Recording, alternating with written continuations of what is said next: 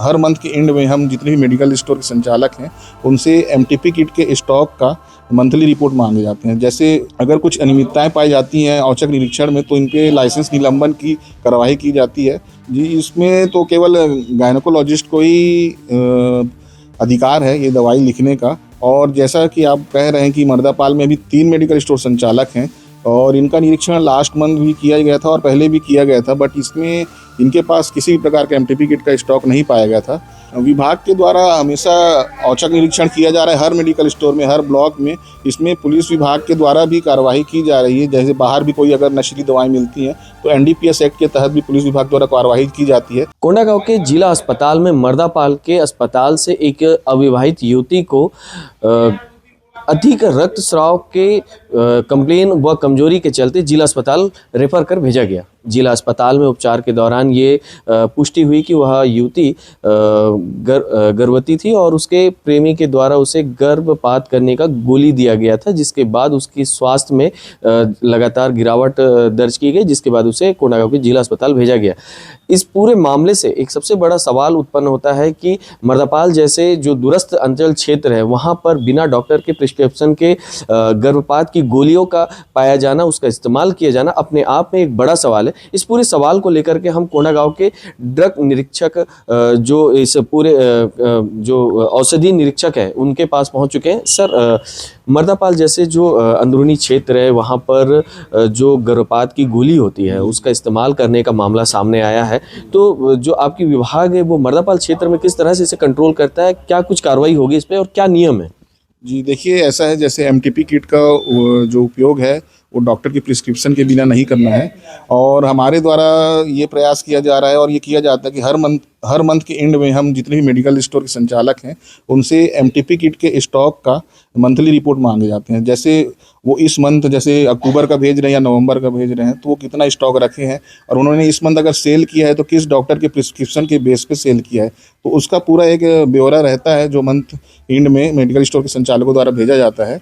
और अभी जैसे अगर कुछ अनियमितताएं पाई जाती हैं औचक निरीक्षण में तो इनके लाइसेंस निलंबन की कार्रवाई की जाती है और जैसे प्रोडक्ट परमिशन भी बैन किया जाता है। सर, ये मर्दापाल में अगर इस तरह का मामला सामने आ रहा है जहाँ पे लिमिटेड मेडिकल स्टोर हैं, लिमिटेड डॉक्टर हैं और जो विशेषज्ञ डॉक्टर के द्वारा ही दिया जाना चाहिए, सबसे पहले तो ये बताइए कि इस तरह के जो गोली होते हैं जो गर्भपात के लिए इस्तेमाल होते हैं उसका इस्तेमाल किस तरह से किया जाता है, उसके लिए क्या प्रावधान है, कौन इसे लिख सकता है?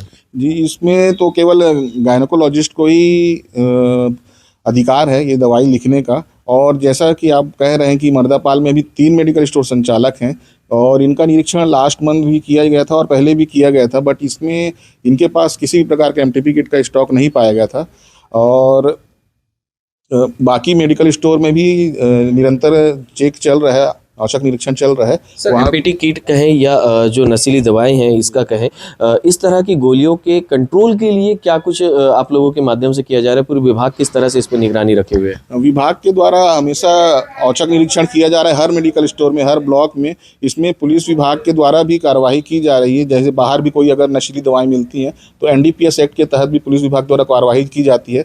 और इसमें अभी भी हमारे यहाँ जिला में एनकोड समिति भी बना हुआ है नारकोटिक का, जिसमें अदर विभाग भी नारकोटिक ड्रग का यूज़ न करें, नशा से दूर रहें, इसके प्रचार प्रसार एवं कई कार्यक्रम किए जा रहे हैं। और हमारे विभाग द्वारा भी निरंतर इनमें मेडिकल स्टोर के संचालक को ये निर्देश दिया गया है कि किसी भी प्रकार का शेड्यूल H1 की दवाई हो या फिर नारकोटिक दवाई हो, एमटीपी किट हो या फिर किसी प्रकार की कोई प्रतिबंधित दवाएं हैं, इसका बिना प्रिस्क्रिप्शन के किसी प्रकार का सेल नहीं किया करना है। अगर अभी कोई कार्रवाई हुई है क्या?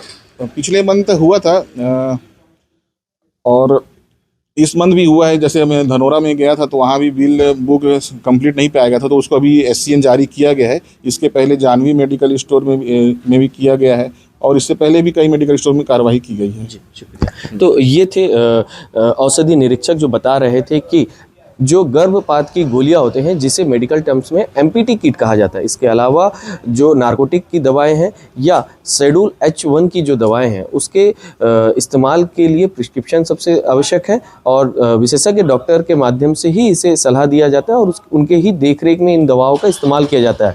और यदि इस तरह से इसका इस्तेमाल नहीं किया जाता है तो बाकायदा मेडिकल स्टोर जिसके माध्यम से ये दवा उपलब्ध कराई जाती है, उनके विरुद्ध कार्रवाई भी की जा रही है। मेरा नाम डॉक्टर गरिमा है।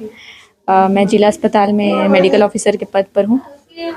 जी मैम, बताएंगे एक बेटे को जिला अस्पताल में भर्ती किया गया, क्या है? हमारे पास मरीज पीएचसी मर्दापाल से आई है।